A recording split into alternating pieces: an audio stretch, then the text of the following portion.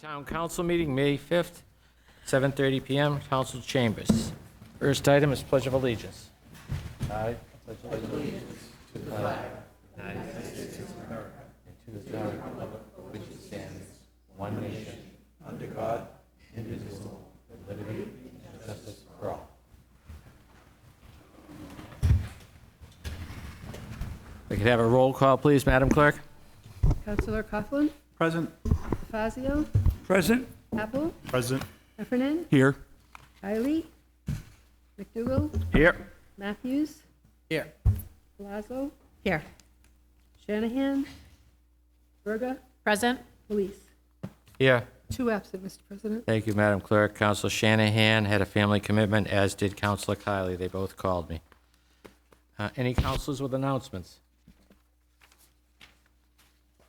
Seeing none, we'll move on to minutes. We have 2 sets of minutes. I'll refer over to Vice President Berger. Thank you, Mr. President. Make a motion to approve the ordinance committee meeting minutes of April 15th, 2025. Second. Motion's been seconded. Any discussion? All in favor? Aye. Opposed? Approved. Make a motion to approve the town council meeting minutes of April 22nd, 2025. Second. The motion's been seconded. Any discussion? All in favor? Aye. Opposed? Those minutes are approved. Thank you, Vice President Berger. Next item we have is residents and community comment. We have one tonight. It's Kathy Swain of 134 Mill Street to speak on the Heron Run. Good evening, Kathy.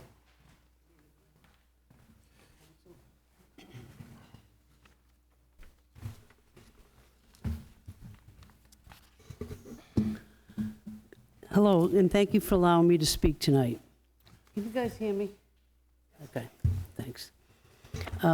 My topic has been put on the agenda as the Herring Run, but I want to clarify that I will be focusing my comments on water scarcity as an environmental issue, which of course impacts our historic Herring Run.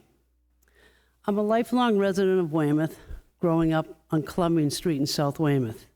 I attended Nevin School and frequently played in the Mill River on our walks to and from school.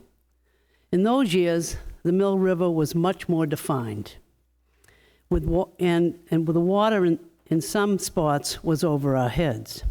Today, I live along the Mill River on Mill Street. Over those 60-plus years, I've watched a significant drop in stream flow on the river. Some on this town council remember the drought in the 60s. It was during those years that a pump was put in Whitman's Pond to divert water from Whitman's Pond to Great Pond. Also at that time, I don't know if everybody knows, a berm was built up at Great Pond to capture and keep the water in the main body of the pond. Before the berm, we could put our skates on at the dam and skate all the way over to the treatment plant.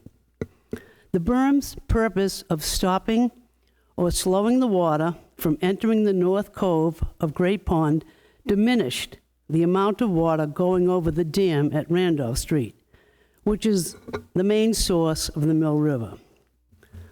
When a river is deprived of water, its flow diminishes, leading to several negative environmental consequences. One consequence I have witnessed the loss of habitat for snapping turtles. Each year after I put the mulch in my yard, the turtles would emerge from the river, mess up my mulch, and to lay their eggs. But it's been a decade since I saw a snapping turtle.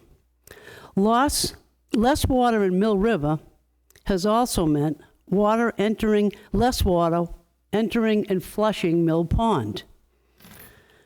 Shortly after the pump was installed and the berm constructed, the public beach on Lake Street was closed due to poor water quality.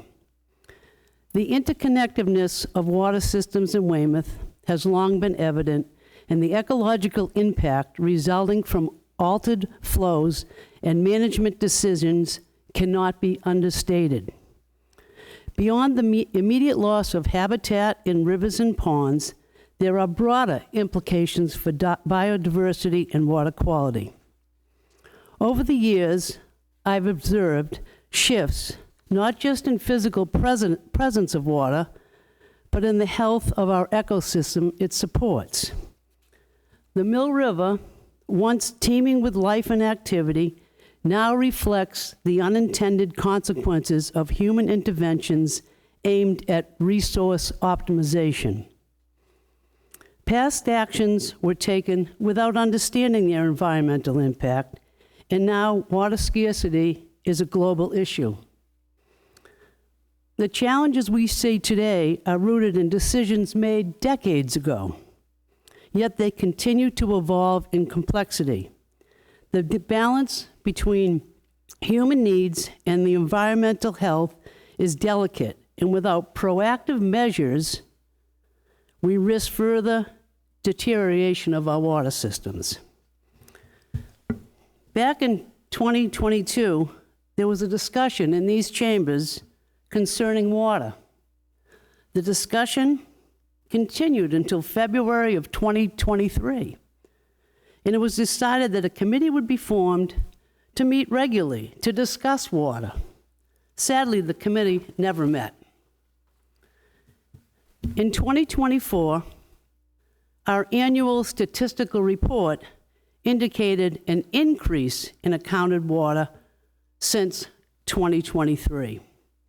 The safe yields of our ponds are 3.61 million gallons of water daily, and in 2024, we averaged 4 million gallons a day.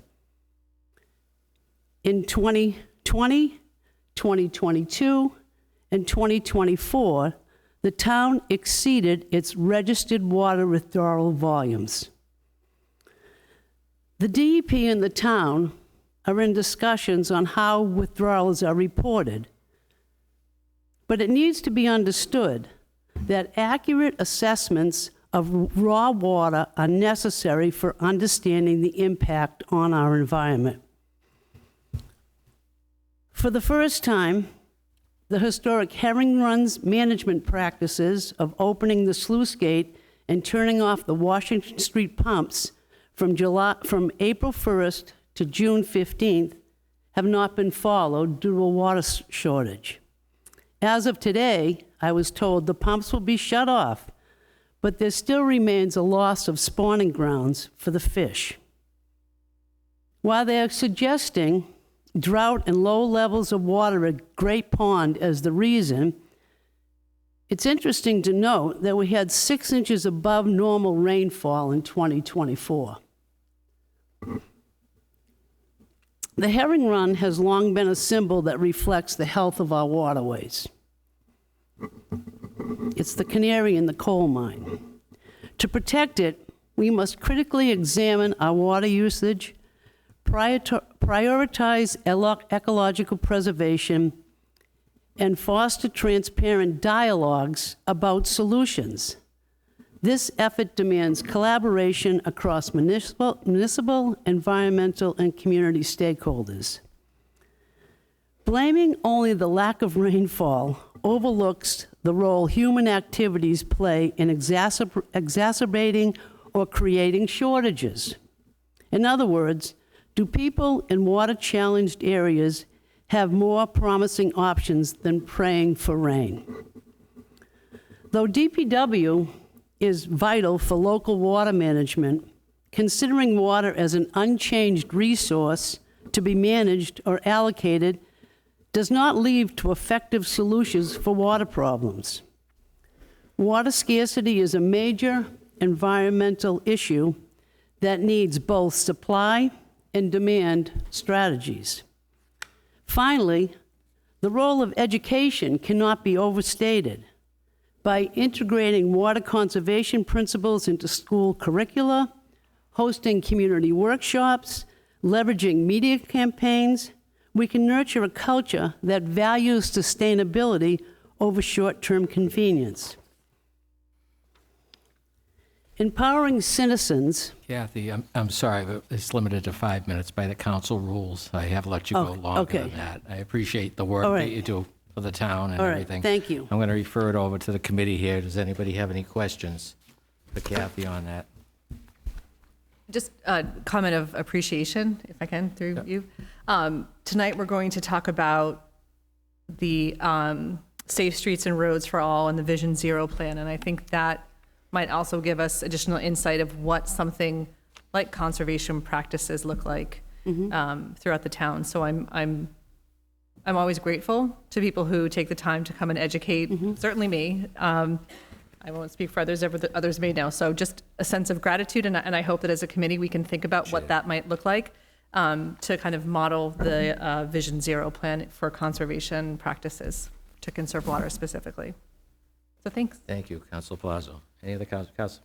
So, thank you, Kathy. It was really good. I'm concerned about this as well. I think there needs to be a further dialogue about this. I've got friends that live on Whitman's Pond. Artie, Councilor Matthews lives on Whitman's Pond. The herring situation is always interesting to sort of watch it year over year. I'm going to ask the question, does it make sense to refer this to sort of the environmental committee at this point? And maybe we can sort of have I'm not on that committee, unfortunately, but I think that would Very be. much in favor of that. I think that's a great idea to be able to pursue a little more, because Kathy's done a lot of work. Oh, yeah. To get to this point, So I guess, do I make a motion to refer that to? Great. I'll make a motion to refer this further dialogue of the herring rung and the water sources of Weymouth to the environmental committee. Second. Motion's been seconded. Any discussion? All in favor? Aye. Opposed? That'll go to the environmental committee. Thank you. Appreciate your time, Kathy. Thank you. Okay, the next item we have 3 public hearings this evening. The first public hearing is 25035. This is the floodplain district ordinance amendment. I'll refer over to Vice President Berger. I make a motion to open the public hearing for 25035, floodplain district ordinance amendment. This was published on April 25th. Second. The motion has been seconded. Any discussion? All in favor? Aye. Aye. Opposed? The public hearing is now open on Measure 23035, floodplain district ordinance amendment. Thank you. Good evening. Good evening. Robert Luongo, Planning Director for the Town of Weymouth, and we have Eric Schneider, the Principal Planner for the Town of Weymouth, and we're here to open the public hearing regarding updates to the FEMA's floodplain maps for the Town of Weymouth. So Eric has a slide presentation to go through it, and then we'll entertain any questions from the council and the public relative to the changes. I just want to basically make 1 or 2 points before Eric goes into the public hearing. So periodically, I think the last time FEMA updated our flood maps was somewhere in the vicinity of 2014. And what's required, the flood maps have to be embedded in the town's zoning ordinances. That's why there's a public hearing, and there's actually an amendment to the town's zoning ordinance that substitutes the new FEMA updates into that. So that's why we're here tonight.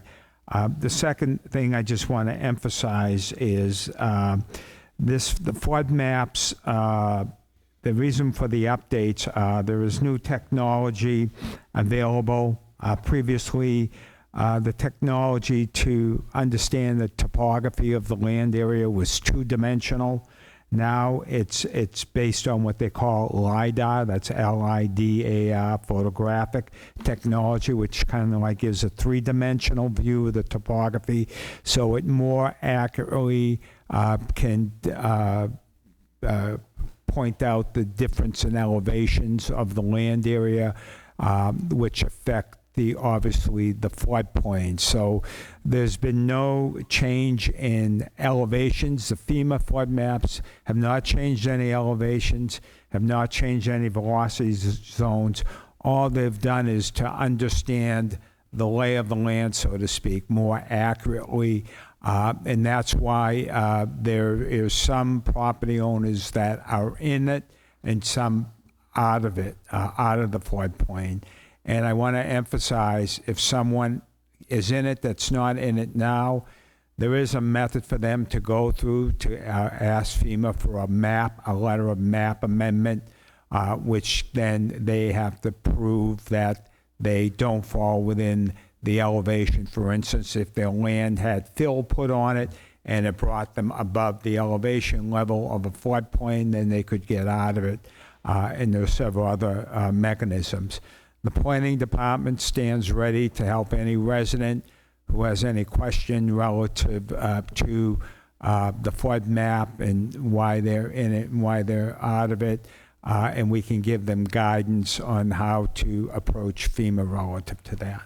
So with that, I'll turn it over to Eric. Thank you.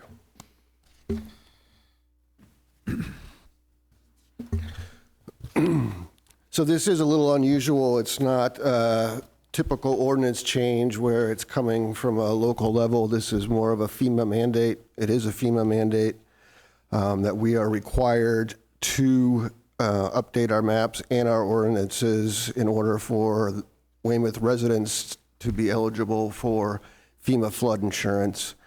So on this first slide, there's a couple of blurbs directly from the letter from FEMA. So prior to the effective date, which is July 8th, 2025, your community is required as a condition of continued eligibility in the National Flood Insurance Program to adopt or show evidence of adoption of the floodplain management regulations that meet standards 44 CFR Part 60.3, et cetera. And then the second blurb, communities that fail to enact the necessary floodplain management regulations will be suspended from participation in the National Flood Insurance Program and subject to the prohibitions contained, so on and so forth. So there are, many people that participate in the FEMA flood insurance program to protect their home if they are in a floodplain. Without the adoption of the new maps and the new language, they would no longer be eligible for that.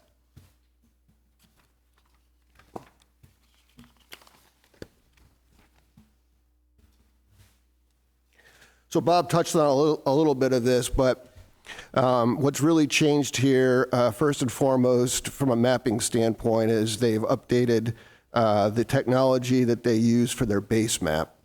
So they've used something called LIDAR, which stands for light detection and ranging.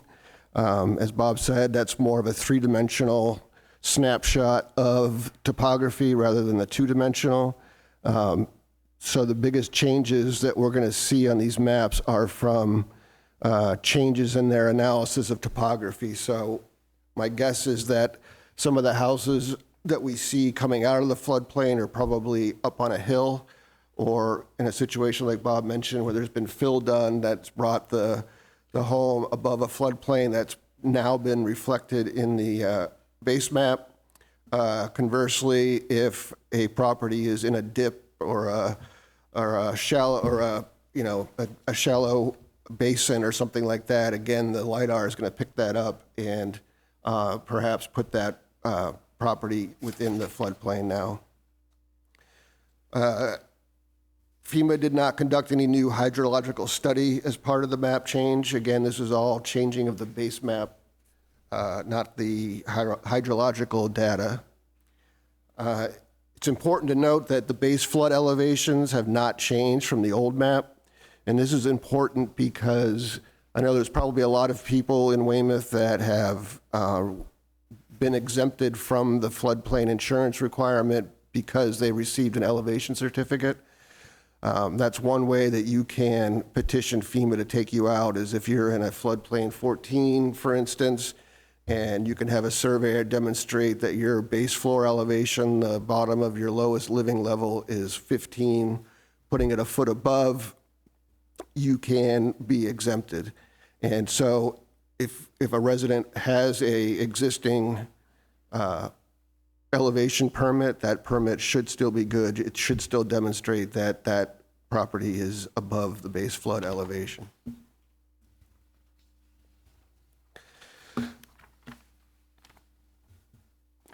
So it's been a little bit of a struggle through the process, only because we're dealing with the federal government, and they're really historically have not provided us with a lot of guidance or insight as to how these changes will potentially affect property owners.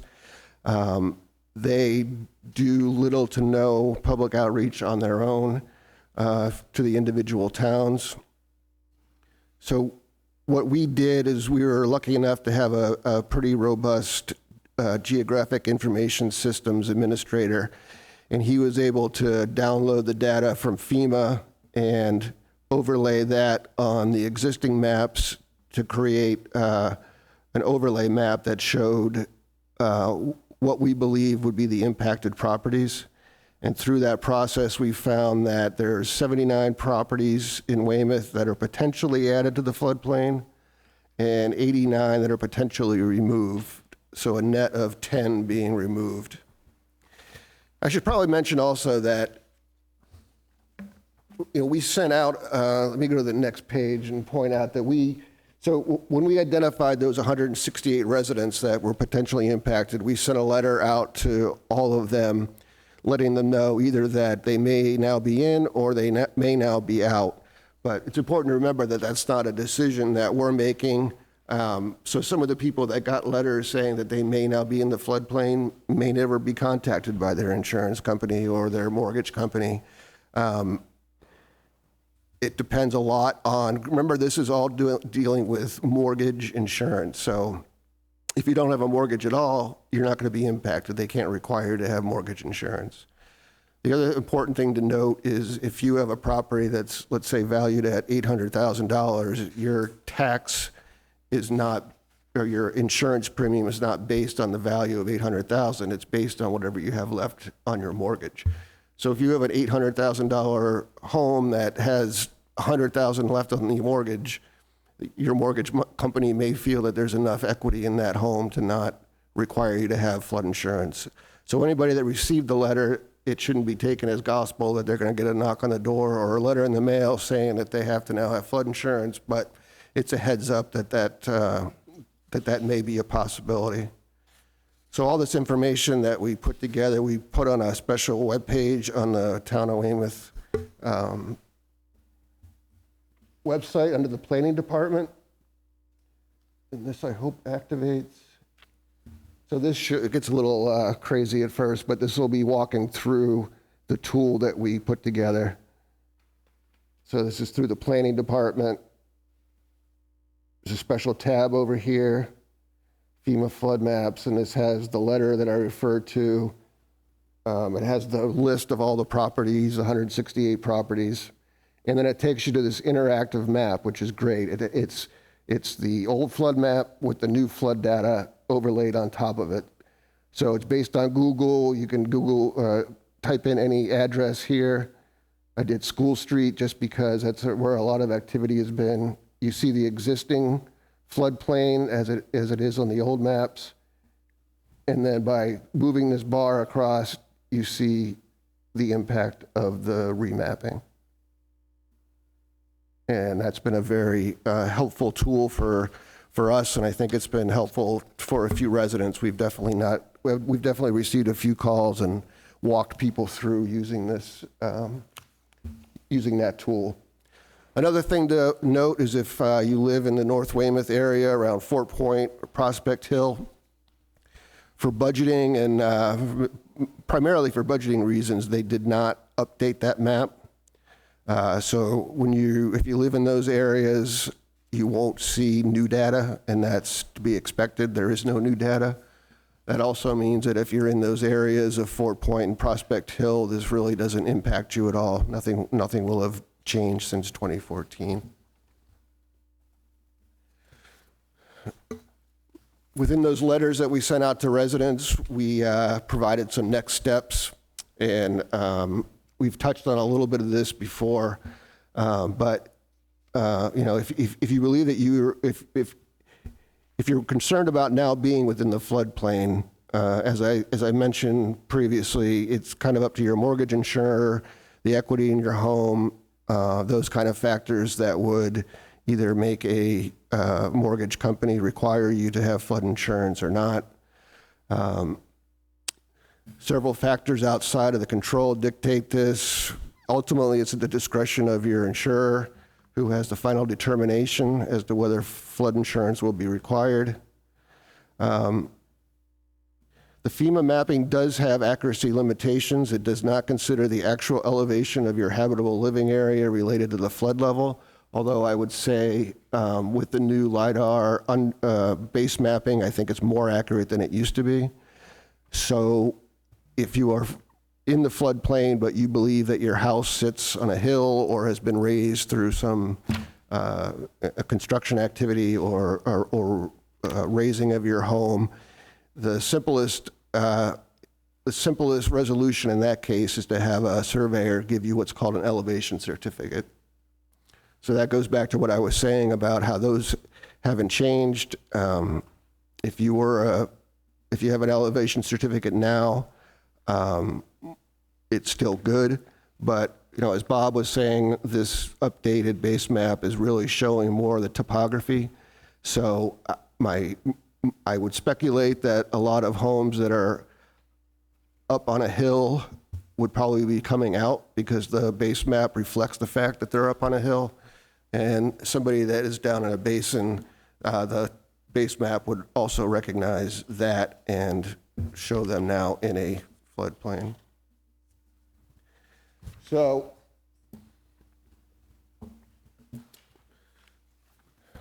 the way that you can challenge FEMA on this is not an easy process. There's a letter of map revision that could be filed with FEMA and a letter of map amendment depending on the specific situation. That's the only method by which a property owner can challenge the validity of the maps. And we, in the planning department, have some recent experience with filing these letters of maps revisions. It's not an easy process. It requires the assistance of an engineering firm that specializes in hydrological studies. Appellants need to demonstrate better methodologies, assumptions, or data exist, and provides alternative analysis that incorporate those methodologies, assumptions, or data if appropriate. The results must show an overall change in the flood hazard information shown on the preliminary firm and/or the FIS report. The data that must be submitted in support of the various types of appeals are discussed in the sections that follow. And again, those are available at FEMA's website, and we can link to those on our website. And just an anecdotal story.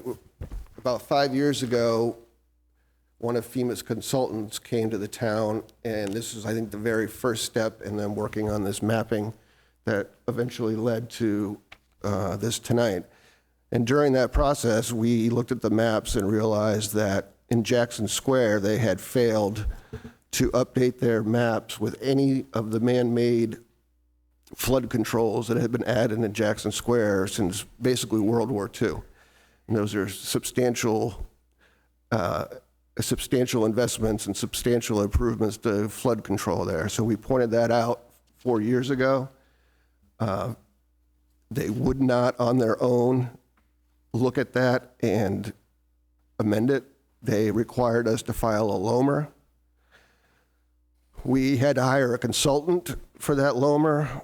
We're probably now about $20,000 into fees with that consultant and about $8,000 in filing fees from FEMA to even have them look at this situation in Jackson Square, which on the face of it is pretty obvious. And we're now probably closer to 5 years than 4 years in weaving our way through this process. Some of it due to time constraints with our consultants, some of it due to staffing at FEMA, but it is not a quick process.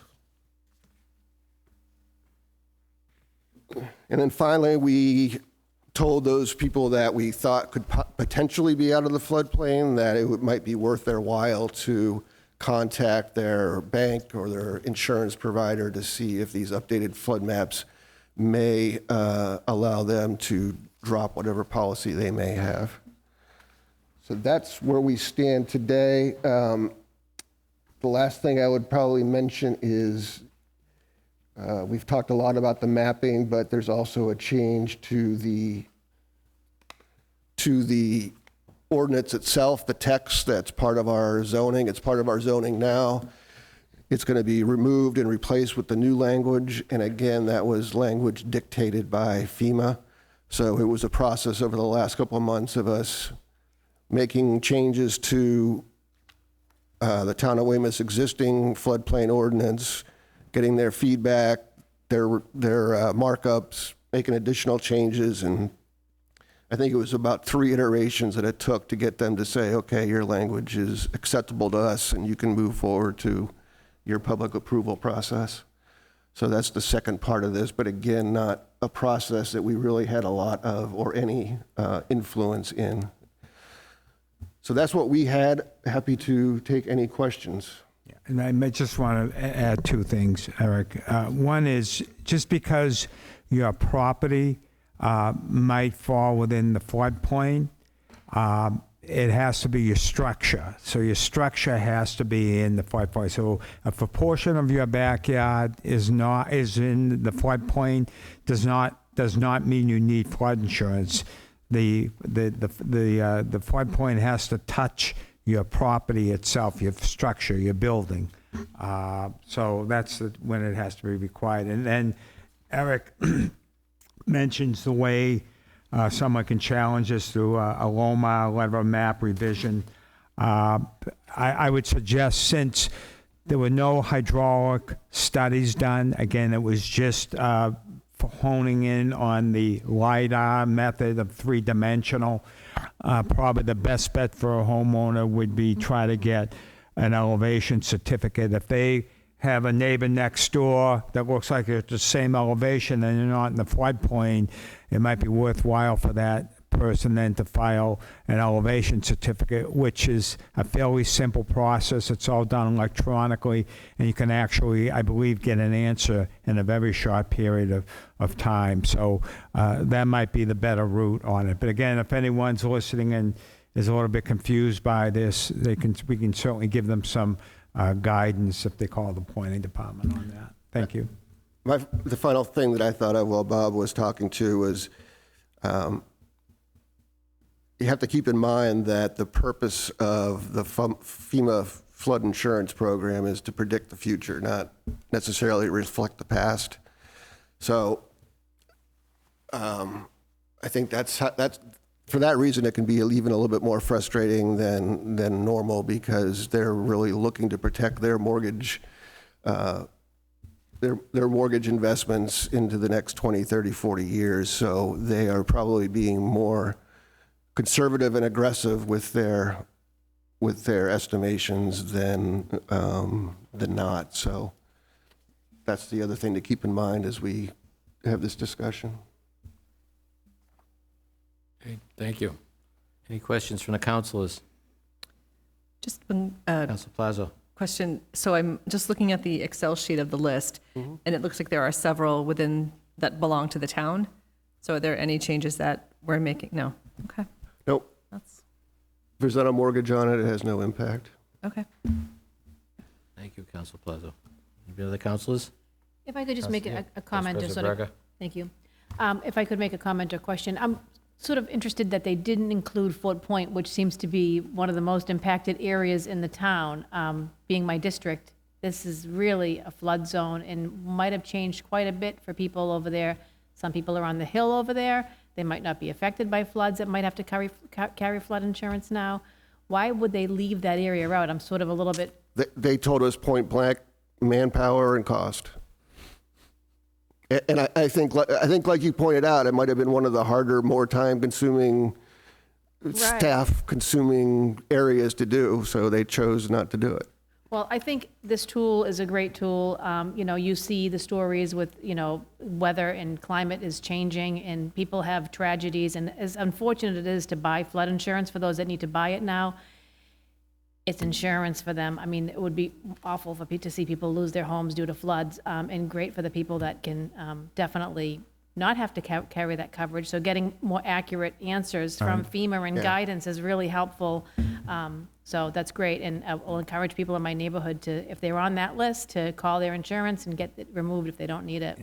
Yeah, you can buy flood insurance even though you're not in the floodplain. So obviously anyone can buy the flood insurance, so you don't have to be in the floodplain to buy it too. But it does seem odd that the most vulnerable area.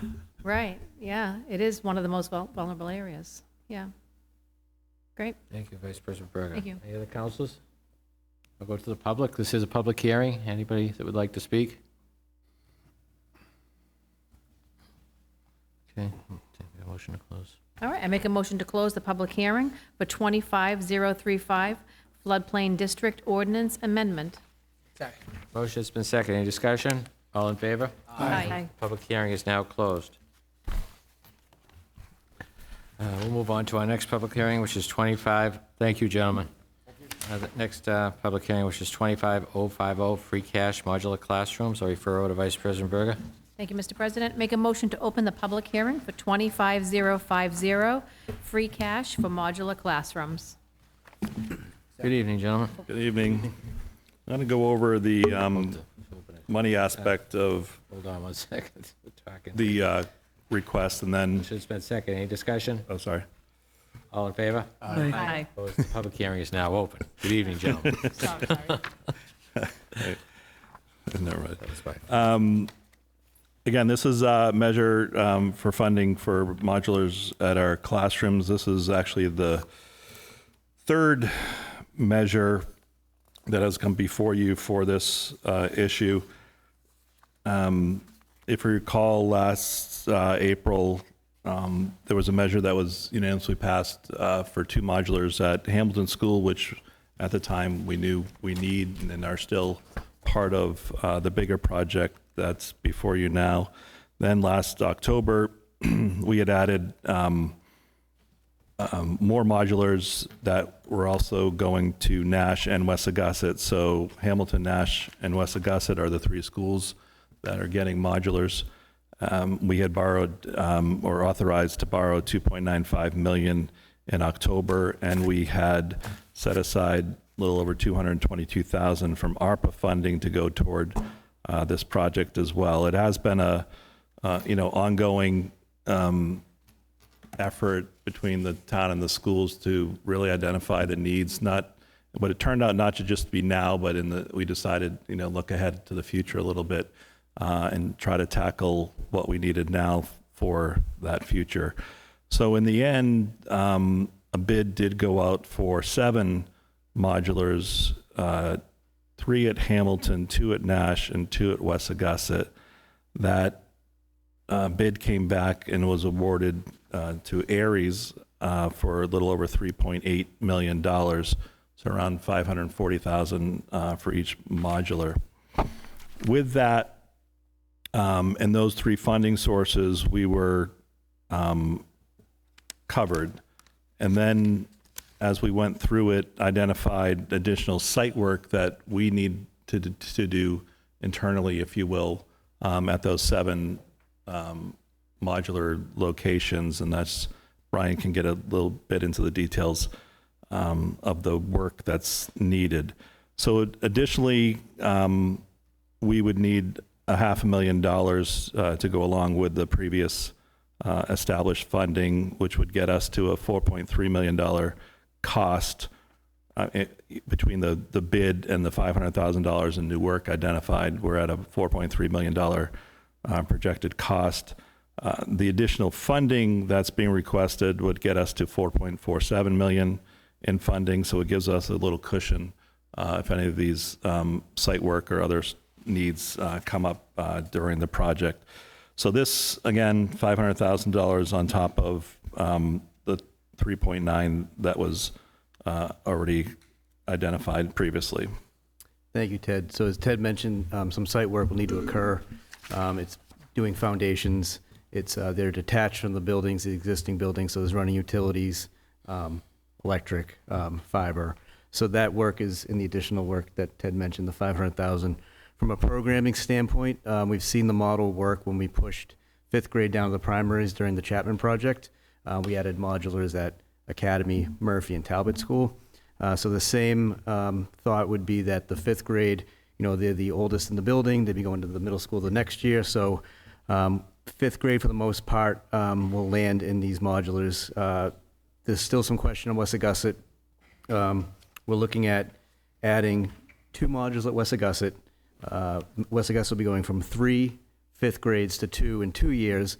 So the principal's working with staff there, parents, CPAC, just to see what the impact would be to the building next year and who would be in the modular classrooms.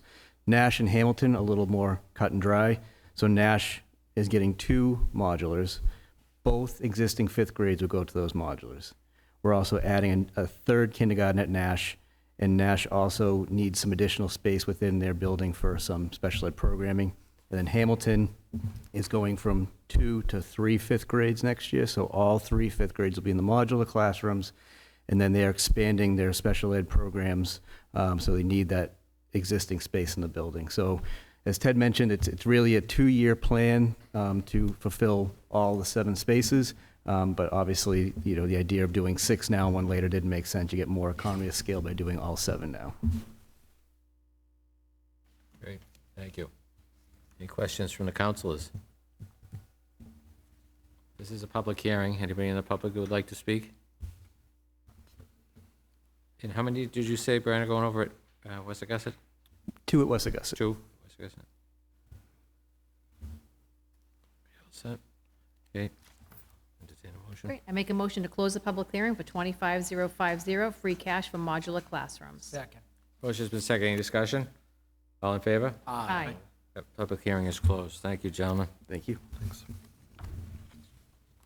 We have one more public hearing, which is 25051. This is free cash, West Augusta Walkway. I'll refer over to Vice President Berger. Make a motion to open the public hearing for 25051, free cash West Augusta Walkway. This was published on April 25th of 2025. Second. Motion's been seconded. Any discussion? All in favor? Aye. Public hearing is now open on measure 25051. Thank you. First thing I'd point out is that when we were in subcommittee earlier, we did request an amendment to the amount that was originally on the measure 25051. We're adding $246,990 to the measure. The backup that was included with the measure had all the correct numbers associated with the work being done. The total just was not calculated correct. So all the details were correct. It was just the total at the bottom that was not correct. So the measure is actually $2,725,558. And if you recall, Everybody should have got a copy of that. Everybody got one?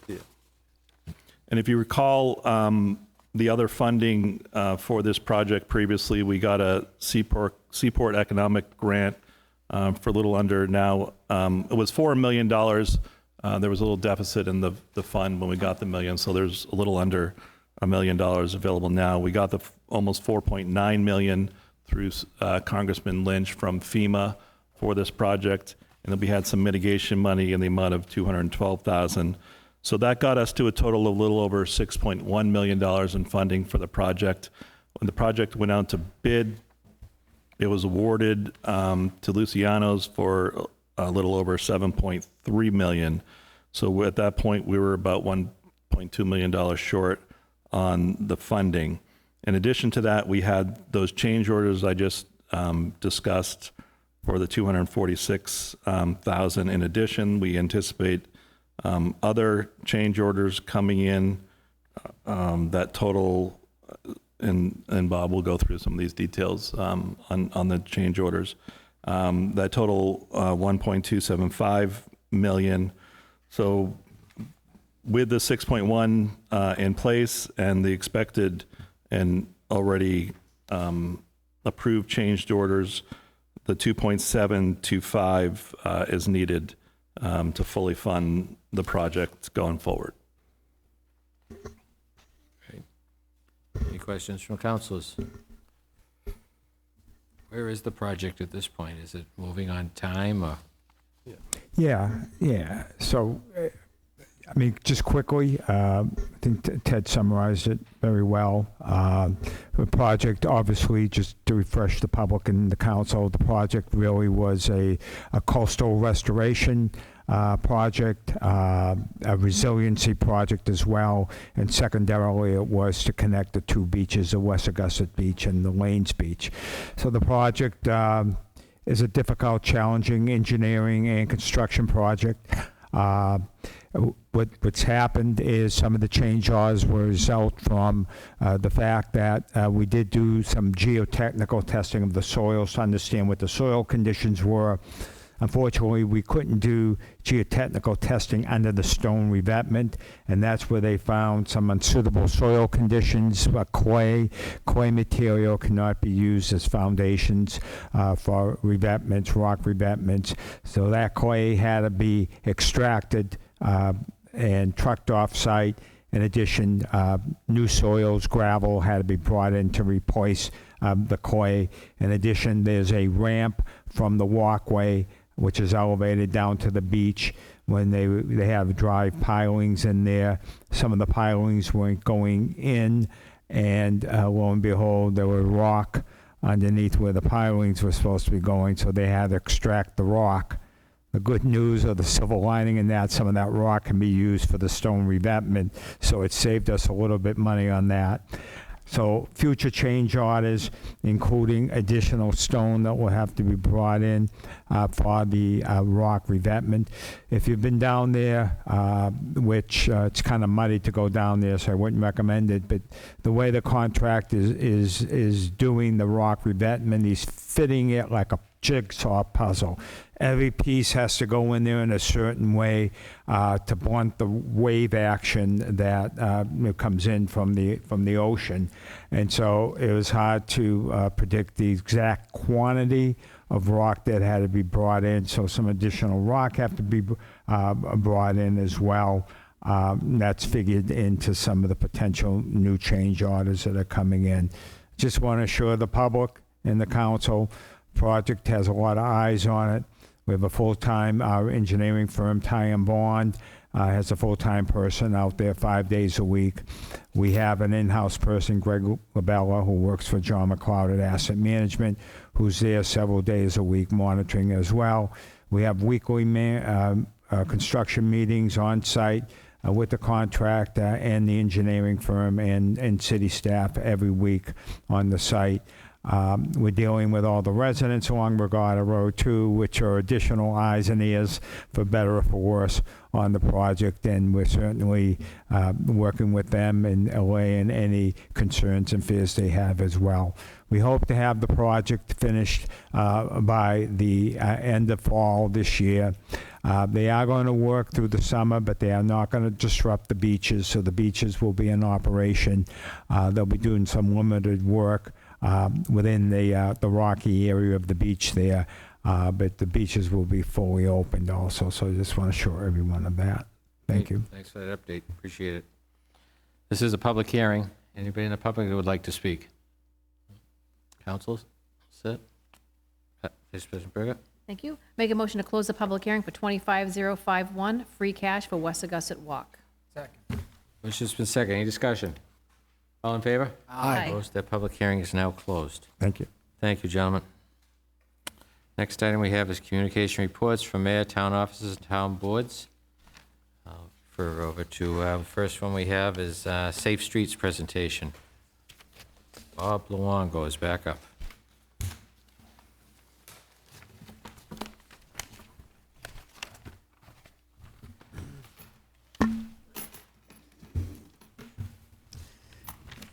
Good evening. Second, let me just get myself together. So I have Bill Scully with me, who's our consultant from Kimberly Horn Engineering, and we would like to give the council an overview. We've finished our plan. I don't believe it's on the website yet, is it, Bill? Correct. Right, it will be soon, but we wanted to give an overall presentation to the council. And more importantly, we want the council to endorse a resolution endorsing the Vision Zero plan. And if I may, I'd like to read into the record the resolution that we'd like the council to adopt tonight. But before you adopt it, you're going to have to go through a quick, short, we hope, presentation by Bill Scully. That'd be great. Okay. So this is a resolution endorsing Vision Zero for the town of Weymouth to achieve zero traffic deaths and serious injuries on Weymouth streets by 2035. Whereas traffic crashes are among the leading causes of death and injuries in the United States and the town, and whereas death and injury on our streets is unacceptable and serious crashes are preventable, and whereas streets and transportation systems have traditionally been designed primarily for maximum vehicle capacity and mobility rather than the safe accommodation of all modes and users, and whereas the town's overall goals include protecting the safety, health, and security of its residents, businesses, employees, and visitors, and whereas the Vision Zero provides a framework for reducing traffic deaths and serious injuries to zero while including safe, healthy, equitable mobility for all, and whereas Vision Zero focuses on safety as a primary objective for our transportation system, and whereas the town has developed a Safe Streets Action Plan that includes a comprehensive approach of improvement actions and programs to work towards eliminating traffic deaths and serious injury, crashes, and whereas successful Vision Zero programs are the result of both an interdepartmental collaborative effort with community support of the Vision Zero goals and actions. Now therefore be it resolved by the Town Council of the Town of Weymouth, one, that the Town of Weymouth hereby adopts a goal of eliminating traffic deaths and serious injury crashes by the year 2035. Two, that the Town Council endorses Vision Zero as a comprehensive and holistic approach to achieving this goal. Three, the Town Council directs the mayor to establish a permanent Vision Zero committee made up of key department personnel, up to 6 residents representing each of the town's districts, up to 2 businesses representing representatives, and representatives from the South Shore Medical Center, I guess we mean South Shore Hospital. And this committee would meet a minimum of 1 time per year to review the progress of the Vision Zero plan and provide further input and feedback on future actions. The Town Council directs the planning director to prepare an annual report on the Vision Zero activities and progress towards meeting the 2035 goal, and report would be submitted to the Town Council no later than February 15th, reporting on the previous year. Thank you, Bob. Hey, Bill? Yep. All right, well, thank you, everyone, Mr. President, members of the Town Council. Again, my name is Bill Scully with Kimley Horn and Associates, and we worked for the town to, as many of you know, on developing the Safe Streets and Roads for All plan, the Safety Action Plan, and Vision Zero plan.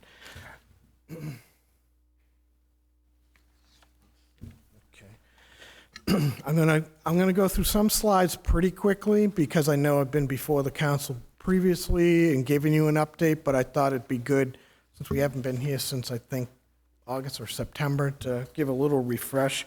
I would like to go through a little bit of the program review, what we did, the plan summary, and then, well, Bob just read the proposed resolution, and certainly answer any questions and comments. Great, thank you. So the Safe Streets for All program was a federal program developed and administered by the Federal Highway Administration. It's designed to achieve that goal of Vision Zero, zero fatalities and serious injury crashes on the country's transportation system. The program encourages development of a plan and leadership commitment, and all of which then makes in this case, the town of Weymouth eligible to continue to pursue implementation money to begin to implement the plan through Federal Highway. A great part of this program is that it allows towns to directly apply to Federal Highway and not go through state agencies and Mass DOT to get some transportation improvements done, particularly on your local roads, which I see as a great benefit. The town, through the mayor's office, submitted an application and in 2023 was awarded a grant of $336,000 to develop its own safety action plan. Federal Highway gave notice in late '23 to the town to proceed. A key part of the program, the town did have to provide a 20% match, and that was made through a combination of in-kind services by planning department, the grants administrator, and the traffic engineer, as well as, I guess, some of the departments that were participating on the committee. And then there was some cash match as well that helped provide data on speed and volumes. Project began in late '23 and early '24, and so we proceeded. I've just said what this is. Bob's mentioned the goal in the resolution. It certainly is challenging. It's a challenging effort, but certainly worthwhile. And the whole program basically is premised on no one should die or be seriously incapacitated on our transportation system. There's a number of components that are part of the plan, which the plan does incorporate.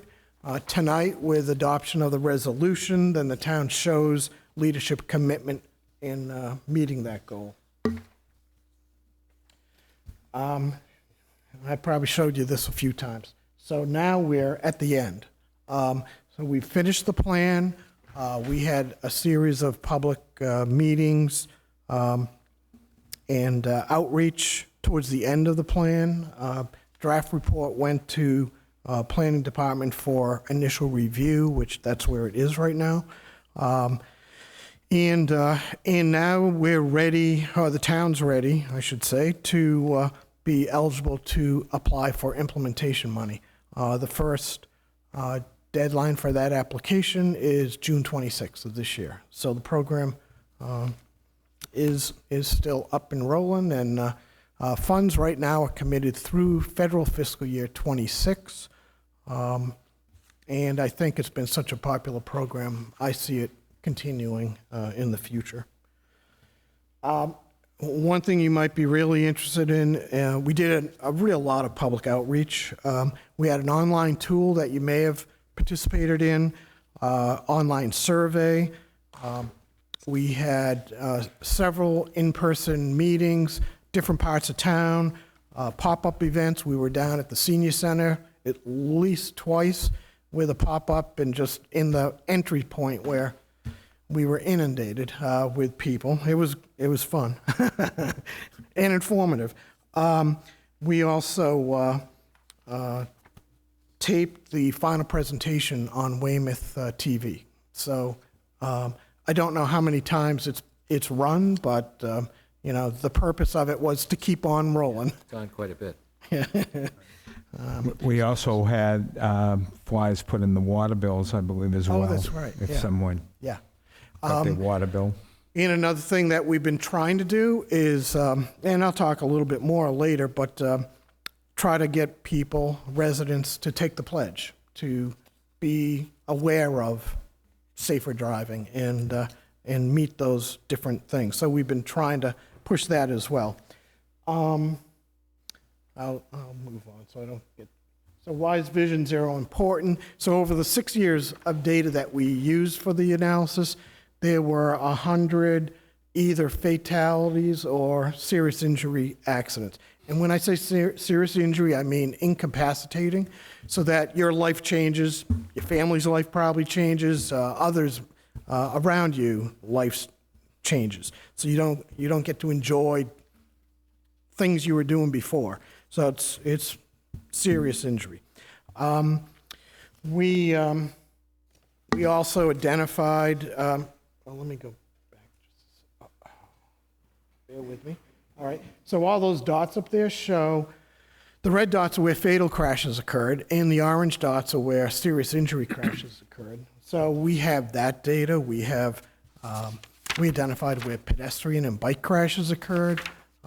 There were more than there's more than 1,000 reported crashes annually in the town of Weymouth, and that includes everything. So that includes property damage only and less serious crashes. But, you know, it's that question of why is it important, I think it starts to, you see the data and you start to understand. We did create a Vision Zero webpage on the town's website. It has a dashboard where anyone can go in and dig through this data and just look up anything you want. So that's a little bit of the importance of it. From all of that, from all of our analysis, we identified a high injury network. So all the burgundy lines or dots are at the end of the day, we identified those as being part of the high injury network. Could have been where the fatals occurred, could have been a certain crash rate occurring, inconsistent along a roadway section. So there were a number of corridor sections as well as intersections. Some corridor sections that are up there had a number of intersections along the corridor that are still, you know, important and part of that project area. We also looked at what we call high-risk locations. High risk could be where it may be where fatal and high serious injury crashes aren't occurring at a high rate, but there's high speeds, higher than you need or want, higher than the posted speeds. Vulnerable users like pedestrians, school children crossing. Those areas, the state has looked at from an analysis point of view and identified, pieces of the network that really fall into that category. All of our public input also, we brought that in and we saw clusters of concerns that we identified and built into the plan. In solving the plan, we take a safe systems approach, and that means it's a little different than, I guess, the industry has done over the last 50 years. It's really trying to be proactive. It's knowing that fatal crashes shouldn't occur, serious injuries and fatals are preventable. There's different ways of addressing the problem, both from the vehicles, as we've all seen vehicles over the last 15, 20 years, just to continue to improve the safety features of, now it beeps when someone's getting, crossing you in the back when you're parking or reversing out of the parking space. It sees things out in front of you, seatbelts. So there's vehicles, there's roadway design, more forgiving in the roadway design, or more features on the roadway to guide drivers more. So it's being redundant, recognizing that humans make mistakes, and that if humans do make mistakes, they're potentially very vulnerable. The plan actions include engineering and non-engineering actions. So engineering would be more physical features, roadway, traffic control. Some could be very low cost, what we would consider simple actions, minor actions. And then there's high cost actions where maybe a roadway section has to really be redesigned, or an intersection needs to be redesigned. But right along with that, because those actions take time, the non-engineering become extremely important, whether it's enforcement of speeds, promotion of safe driving, education, whether it's educating the young drivers, educating the seniors, and everyone in between, and other different programs. One of the things that we saw were high-risk roads of driving while under the influence. And we know, every town, you have restaurants, lounges, and that becomes a potential safety risk. But there's programs where town can take a lead, or the chamber can take the lead, or work together, get out to everyone, and just make sure maybe there's reminders in the establishment of hey, there's alternate ways, alternate choices you can make to get home, and try to encourage that. So all of that becomes really important. Local practices we talk about in the plan, and that is DPW, the police department, health department. There's a lot of different things that either are being done now or could be done in the future. We started with Federal Highway has a number of proven countermeasures, and again, some of these are fairly simple markings on the road, reduced travel lane width, lighting, things like that they've studied over the last 15, 20 years, and they know for certain types of crashes what the reduction would likely be. Plan highlights. So we identified 32 high injury locations. As I said, mostly all local. There are some of the state roads, not so much Main Street. Main Street was, as you know, redone a few years back. And some of the data really hasn't even shown up yet as to its effect of all those improvements. It is included in some areas, though. A mix of low and high cost actions, a mix of quick and longer term actions. Managing speeds really does become the most critical. That's the most critical factor for severity and fatality type crashes. Corridors such as Broad Street, Pleasant Street, as an example, have multiple actions along those corridors. There's a series of what we call systemic actions. So this is practices, things that can be done for those locations that aren't experiencing high crash rates, but good practice to make, and have, again, that proactive approach. I'll give an example, and it's probably up for debate, but, we're recommending a policy of no turn on red at the traffic signals that are under the town control. And I have no problem the town suggesting to the state, no turn on red. So that's in action. Where we've seen over the number of years is sort of flagrant violation of the no turn on red, where they don't come to a stop and watch what's going on. They just continue to move through. So that's a simple action that can be done. It's putting safety over congestion. So actions like that could be implemented.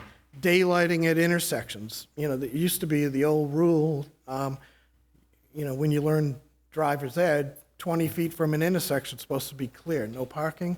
And then over the years, it's sort of parking encroaches, or there might be other things that encroach. So again, that quote, daylighting the intersection, so oncoming vehicles can see someone coming out of a side street, or people leaving the side street can see what's coming. So we have a number of actions like that. This is some additional ones. We have one up here, tightening the intersection corners to slow the turning.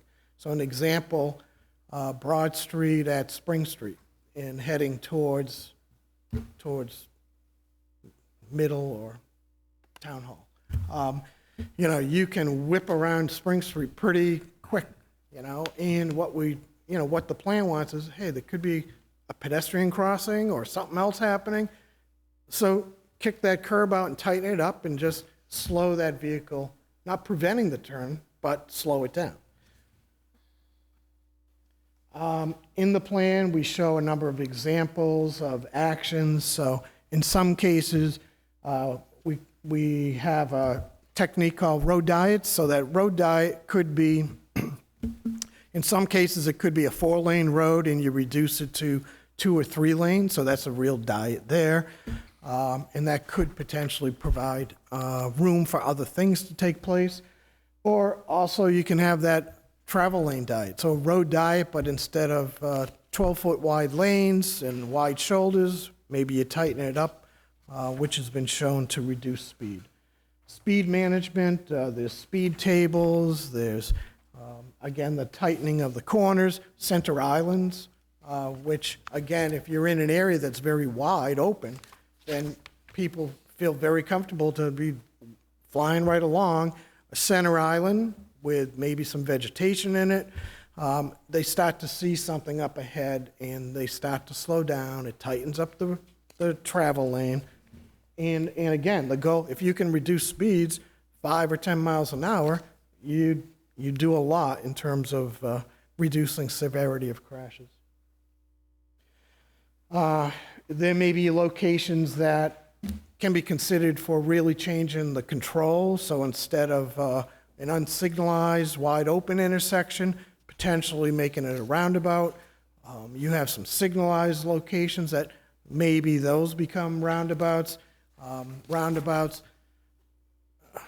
Roundabouts basically eliminate all fatal crashes. So if there's an intersection with problems, the roundabout forces you to a slow right turn movement, so there's no head-ons, there's no angle crashes, everyone's turning right. So yes, there may in fact be some crashes that occur there, but the severity is not going to be very high. So that, we have some examples of that. Oops. Yep, all right. Enforcement. There's a lot of enforcement that does take place in town. And they were, the police department, very involved in the plan and the study. But everyone needs help too.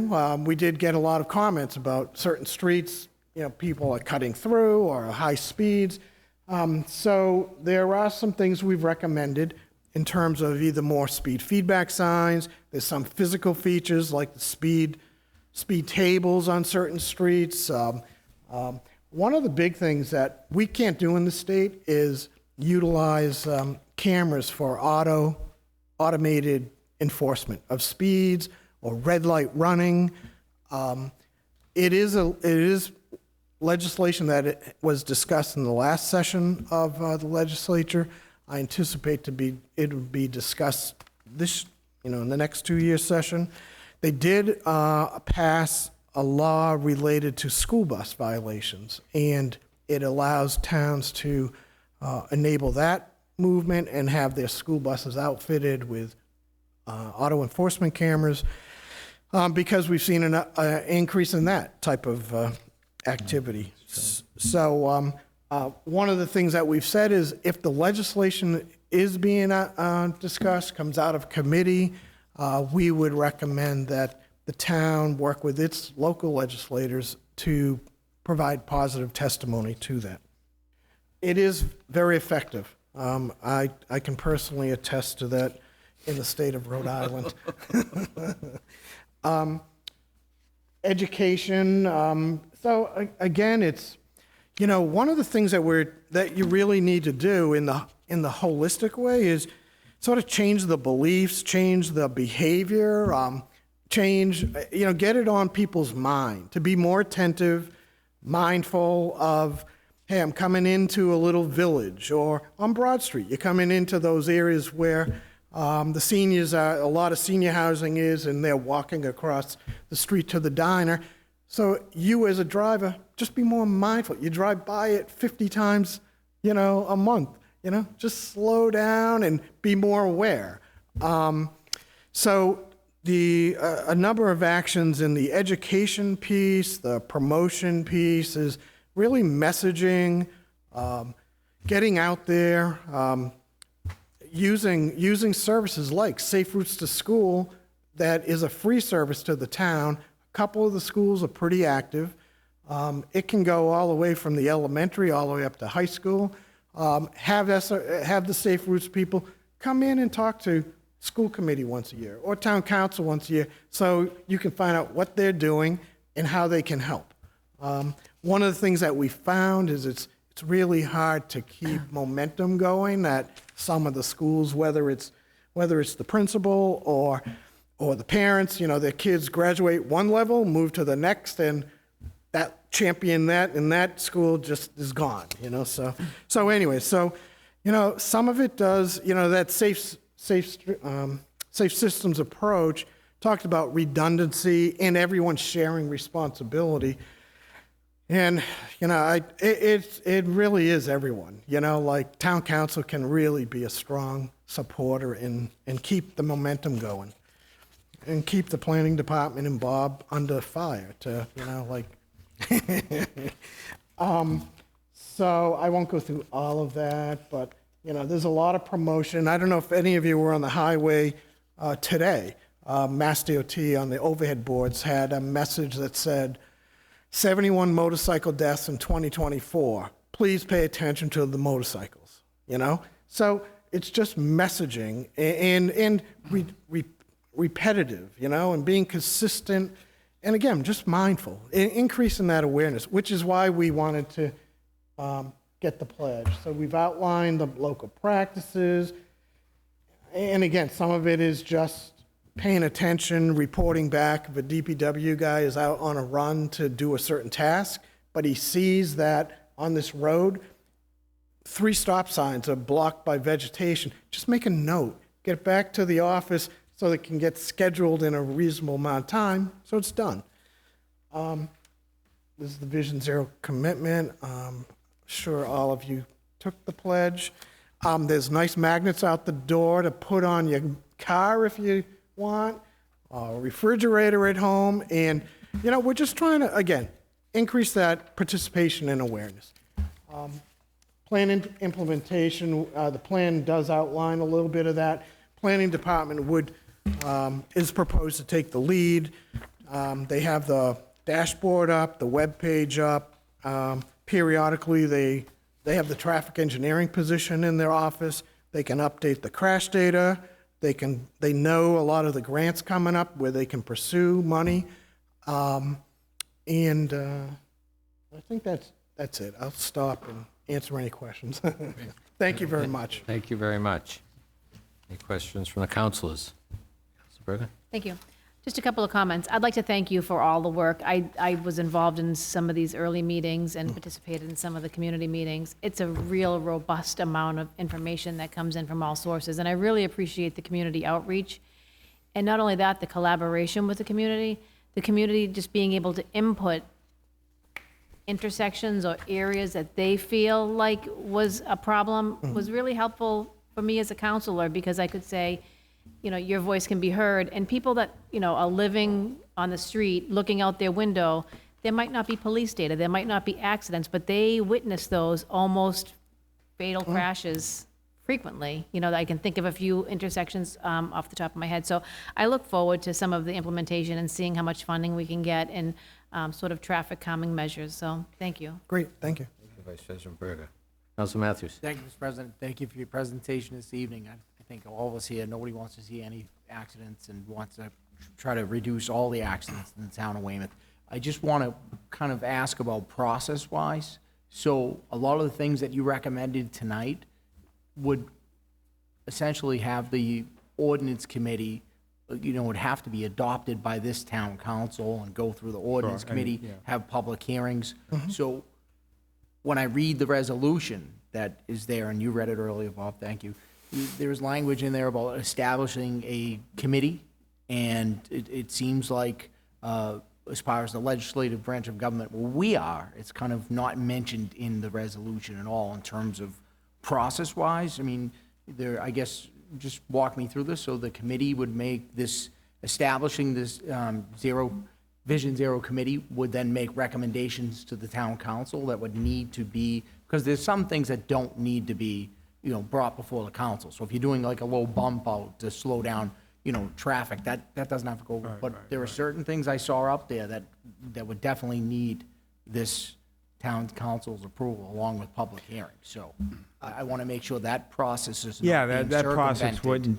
Yeah, that doesn't trump the ordinance or the town charter relative to that. So it would go through it. This would almost be like we did have some representative from each district sit on the study. They came up with some recommendations in their districts that they thought would be important to put in the plan.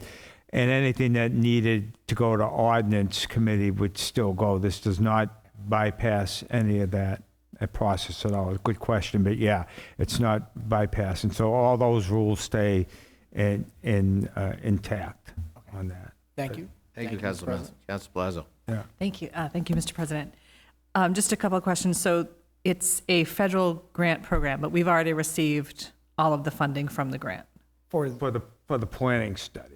So there is a application that's due June 26th, and so we're going to be meeting with the mayor's office to talk about the potential for going after a project.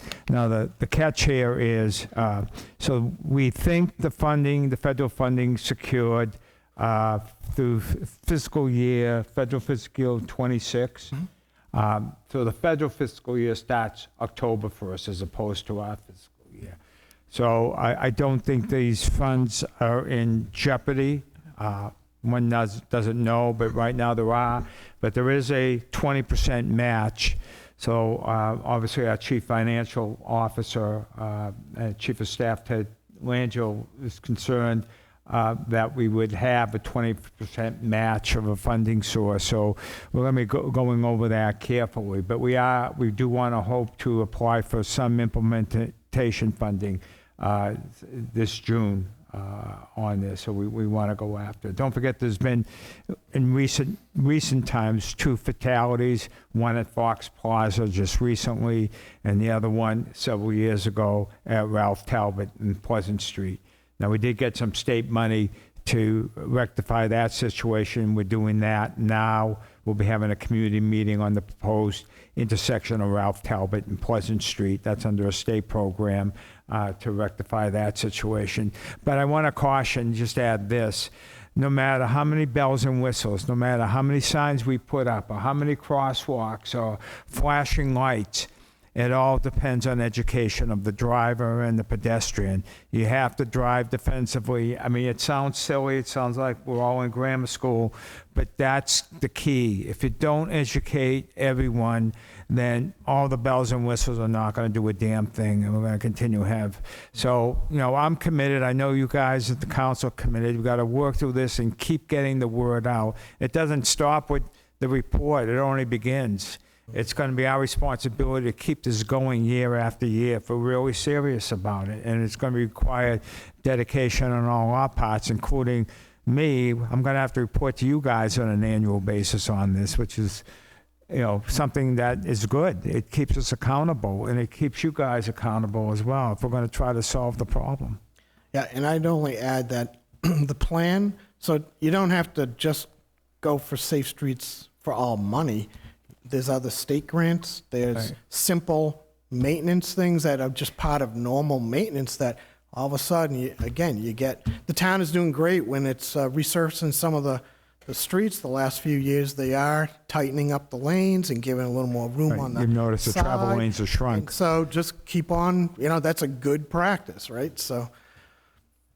Mr. President, just one more question. Council President. I did take one of the magnets, and tonight in the chamber, a friend of mine whose student driver is past the student phase, I also was given from a friend another magnet, so I will be decked out, and this is just kind of that other level of awareness. I'm not going to tell the student driver that this is on my car, but this will be good for all of us. That's a great, I did see that on a car.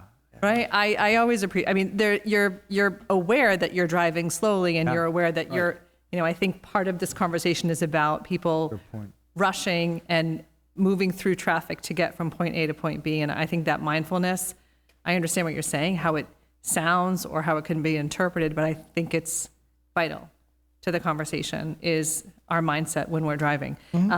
That's just my soapbox. But my question, or rather just a consideration to Councillor Matthews' point about the resolution and about the committee that you're putting together. I think you mentioned a couple key components of who might be there, and one was 6 residents to reflect the 6 districts. I wonder if there might be partnership with the school to identify maybe a student leader to be part of that committee as well. I don't know if they're happening during the day, but if there is that opportunity for that perspective.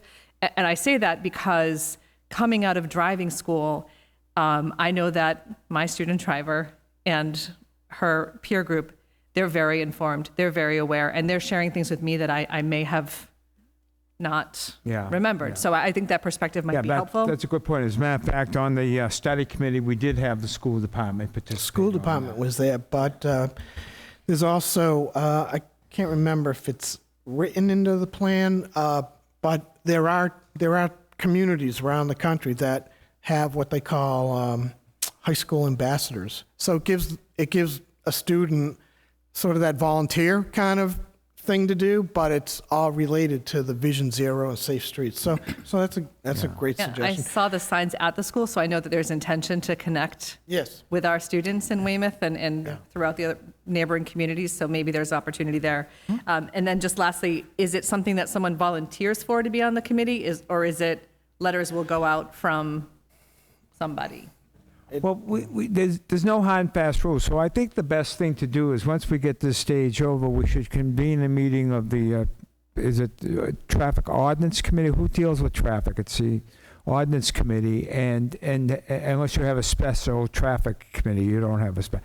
And we'll have that discussion to form the committee. And that's just a framework, so we can definitely add to that. I think those are great suggestions, and we can definitely add to that. And I think the sooner we get that going, might be great, because we don't want the momentum to stop just right now. Well, let's get it going and get the committee going. So maybe Council DeFazio can call a committee meeting at some point, and we can have this as a discussion point on it. Could we, lastly, Mr. President, sorry, I know I just said it was my last question. Can we approve are we looking to approve the resolution tonight? Yeah, Can we approve that with some flexibility? Again, on that's what a minimum. I wouldn't Okay. look at that Okay. as a rigid, Great. a rigid thing. I mean, it's up to the council, however you want to do it. I mean, I think you guys know me. We'll sit with the committee. We'll figure it out how many more want to get in. It doesn't matter. The more who want, I mean, the problem is to find people who will be committed to doing it. So that's the hard part. So I don't mind who the heck is on, as long as we're all trying to solve the problem. Yeah, we had In a lot of progress, and volunteers. you'll be back here, Bob, I'm sure. Yeah, we had a lot of volunteers on the study committee, and we didn't want to potentially lose them or lose the committee, because it's, you want feedback and input all along, right? Thank you, Councilor very much. Palazzo. Any other councilors? Councilor? Thanks, President Elise, appreciate it. Thanks for the presentation, it was great. I got a question about the funding a little bit. Is a 20%, how does it work? Do you sort of say, there's a hot spot, we feel like we need to look at this and figure it out, and then we apply for a grant, or federally? I'm speaking mainly of federal. How does that work? I'm a little bit unclear on how that goes. Okay, so right now, so with the plan finished, and the town basically self-certifies the plan, saying, we've done all these things, here's the proof. And then the plan has a number of items, and you start to, let's say you pick one project to seek implementation money from them. That's what, you make an estimate. Is it $1 million project? What's the engineering cost going to be? Okay, so let's say it's 1.2 million. We're going to ask for, and what the program will do is say, okay, well, if that's at 1.2 million, there needs to be a 20% match of the town, and the town could be in kind or dollars. So the question I would ask on that is, can those plans be retroactive? So that we just did, Council Palazzo and I share a very busy square that was just done over, and for safety reasons, to be quite honest. We have a signalization and new crosswalks, and could the town look at that project, because the data is only here from 2018 to 2023, could they go back to the feds and say, hey, can we retroactively do this? We did this work while this plan was being approved, while this project plan was being looked at by the town. Are you talking Columbian Square? Yeah, of course. No, you would not be able to go back, but you did use a lot of ARPA money for that project too. So you need, for them to approve the project, Got it. you needed to have finished the plan and be able to basically say, we've done all the things you wanted, you asked, public outreach, et cetera. And then And they want us to it's prioritize the high accident areas as well. correct. So those will get the highest scores, because we're going to be in competition with everyone in the United States, basically. So you really have to look at the plan outlines the high accident rates, I believe. Yeah, So you tried, in my mind, and Bob probably, he's been doing it longer than me, but not much. But Don't You know, get you into really age try to find that magic, that sweet spot, the magic number of getting approval, knowing you're in competition from around the Right. country. There's a lot of money there right now. But if you go in there for a $25 million project, you're probably not going to get approved. But, so, you know, and then you balance with, well, how much is our local match going to be? So then you don't want to go too high if you can't come up with your match. One program that the state has, we haven't done it yet. I think we've been just talking about it. Harrison brought it up. Was the state formed that sort of a department of grant match, federal grant match, and they've funded it to some degree. So, you know, again, some of the thought is, okay, utilize that as our local match. But again, be at a number where they're comfortable and that we can approve that, right? So and then if you're approved, you're setting up an agreement directly between Federal Highway and the town. And they have quarterly reporting. How's your progress going? What have you done? What have you spent down on the grant? The whole application process, you give them 4 to 8 quarters of what you expect your expenditures are going to be. And it's a fair amount of detail, but so I don't know if that answers your question. No, it does. And looking at the numbers here, the data's from 2023. We have a new square. Hopefully, we fixed a lot of those problems. We don't have those kind of crashes and those injuries and things of that nature, which is a good thing. And I think that's but I was just thinking, oh, well, we just finished this up. It would be great to kind of get 20% back on it. It would be. I really like the square. It came out nice. really Thanks. nice. So. Thank you, Councilor McDougal. Thank you, Bill. Councilor Coughlin. Just a couple things, and once again, I thank you guys for the work that you've been putting into this thing here, and it is ongoing. I mean, just earlier this evening, frankly, my understanding is there was something pretty serious that happened up at Route 18 and Park Avenue. I'm not sure exactly what was going on, but there were ambulances and all kinds of first responders up there. Which brings me to my concern, and that's that within Weymouth we have 3 state highways. So we're not just dealing with what we're doing, now we've got to deal with DOT. And so I've been talking to a constituent, we've been trying to get a crosswalk up on Route 53, up by BJ's, and between there and where the flower market is, that's up there. And it's been a year. And we got to go through DOT. Well, okay, let's get the thing moving. So that's one of the concerns I have is that the idea of one depending upon somebody that we've got no control over to be stepping up for this, and how would we end up doing that? So I understand the frustration on that. Sometimes it's. Sometimes you have to get to the right person, maybe.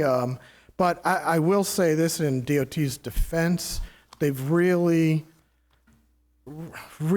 put an emphasis on this safety area for the last couple of years, and they are building it up. They're funding more things directly to towns, in like rapid flash beacons at crosswalks or speed feedback signs, always stop. So I guess in your specific case, I'll make a note and we can email a couple of people. Well, just to maybe refresh their, because but I might add, I'm not sure if you brought that to my attention or not, Rick, maybe. So on that specific crosswalk. Talk offline. Yeah, so if you would bring it, because we do have a new, a really good traffic engineer. Owen McDonald retired and he was great, but we couldn't get another full-time. We have a part-time, Jack Gillen, who's traffic engineer in Quincy's, had well over 30 years traffic engineer. He's retired from the city of Quincy, but he's working for us 3 days a week. He is pressing. I've asked him on that crosswalk in front of Fox Plaza where the elderly woman got killed. Even though there's a crosswalk there, it was warned. He is working with Mass DOT on that. So I invite you to come on in, have a conversation with Jack Gillen and myself. He does know a lot of people at Mass DOT too. He might be able to expedite this for us. They seem to be paying attention. Jack works very closely with Mike Egan in the police department, who's the new traffic engineer. So we're getting some good results here. So please bring that to our attention, and we'll see if we can move that along as well, because all these crosswalks matter. Yeah. And again, The other thing I would mention, and just kind of as a comment with this, and it sounds absolutely goofy, but when you've got those speed warnings, that this is your speed, that smiley face that comes up. I got to tell you, my wife will harass me about it, but I will consciously make sure that I'm doing below the speed limit to get the smiley face. It just brings a smile to my face, frankly. And it's goofy, but it's that positive affirmation as opposed to the slap, you know. Now, quickly, I'll tell you who that responsible for the fiery face, Mayor Headland, for better or for worse. I love the idea, and I would say, you know, if you could do it across the town, some of them have it, some of them don't. And I got to tell you, there's a part of me that says, screw it, if I'm not going to get the smiley face. That's all I have, Mr. Thank you, Councilor Coughlin. Any other councilors? Thank you, gentlemen. We'll go back now to your resolution that you read there, Bob, which is 25071, the resolution for endorsing Vision Zero. I'd entertain a motion to take that up under 29B. Yep, so I make a motion to take 25071, a resolution endorsing Vision Zero under same night action 29B. Second. The motion has been seconded. Any discussion? All in favor? Aye. We'll be taking 25071 under same night action. I make a motion for favorable action for 25071, a resolution endorsing the Vision Zero. Second. Motion has been seconded. Any discussion? All in favor? Aye. Opposed? That motion passes. Thank you. Resolution. Thank you for your work. Thank you. And thanks for the update tonight. Much appreciated. Thank you, guys. Okay, we have 3 more items here, so I'll refer over to Ted Langell. Measure 25072, on behalf of Mayor Headland, I hereby submit the following measure for consideration. In accordance with Section 2-10 and 3-3 of the Town Charter, I respectfully submit the name of Lisa Coyne for appointment as Director of Human Resources. Make a motion to refer 25072, appointment of Director of Human Resources Lisa Coyne to Budget Management. Second. Motion has been seconded. Any discussion? All in favor? Aye. Opposed? That goes to Budget Management.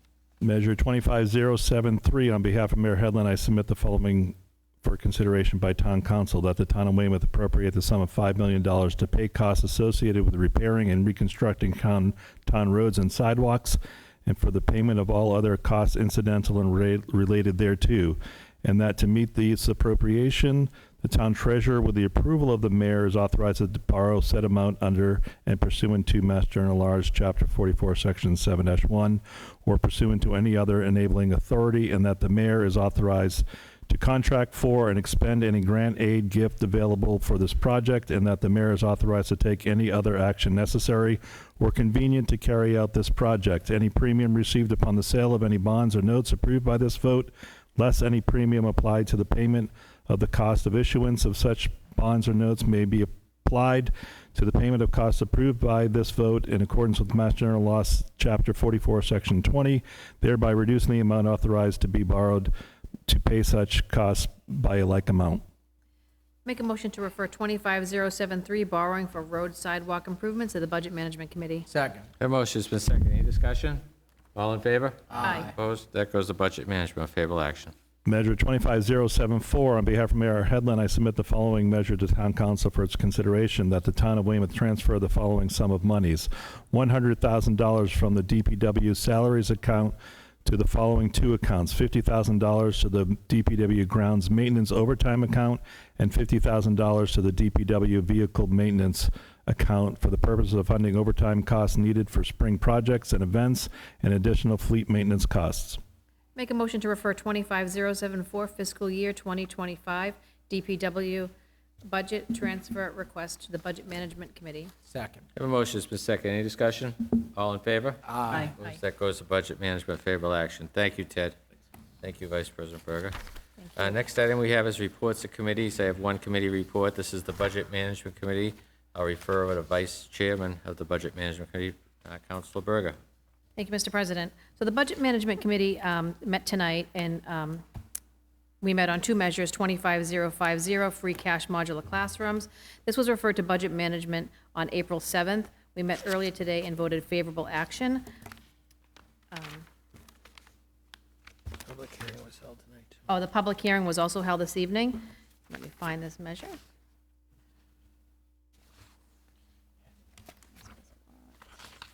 Thank you. This was submitted by Mayor Headland on April 3rd. I submit the hereby following measure to Town Council for its consideration and action, that the Town of Weymouth transfer the sum of $500,000 from free cash to a 02 capital account for the purpose of funding costs associated with the construction of modular classrooms at the West Augusta School. At the time the submittal was, the amount of free cash was $7,207,832. Second. A motion on favorable action on measure 25050. Any discussion? All in favor? Aye. Opposed? That passes. Thank you. So the second item we met on was 25051, free cash for West Augusta Walkway. This was referred to Budget Management on April 7th. We met earlier this evening, and we had a public hearing tonight. On behalf of Budget Management Committee, I recommend favorable action on measure number, thank you, measure number 25051, that submitted by Mayor Headland on April 3rd, that this following measure for Town Council in consideration, that the Town of Weymouth transfer the sum of $2,478,568 from free cash in an O2 capital account for the purpose of funding costs associated with West Augusta Beach. At the time of submittal, the amount of available free cash was $7,207,832. There was an amendment earlier on this evening, and the amount has actually changed. So as amended, the new amount of the measure is $2,725,558. Second. The motion's been seconded, favorable action on 25051. All in favor? Aye. Opposed? That passes. Favorable action. Thank you, Vice President Berger. Before we move on to our next item, which is adjournment, in accordance, the next meeting will be held Monday, May 19th. In accordance with Section 6-6A of the Town Charter of the Town of Weymouth, a public hearing in the form of an annual town meeting will be held Monday, May 19th, 7:30 p.m. here at the council chambers. The purpose of this meeting is for Mayor Headland and Chief of Staff Ted Langell to deliver a presentation of the proposed fiscal year 2026 operating budget and to hold a hearing to solicit comments from the public. The program will include a state of the town by Mayor Headland. In addition, myself, Council President, providing an overview of the legislative activities of the council. Again, this is May 19th here in the council chambers. Make a motion to adjourn? Second. Motion's been second. All in favor? Aye. Meeting adjourned. Thank you, everybody.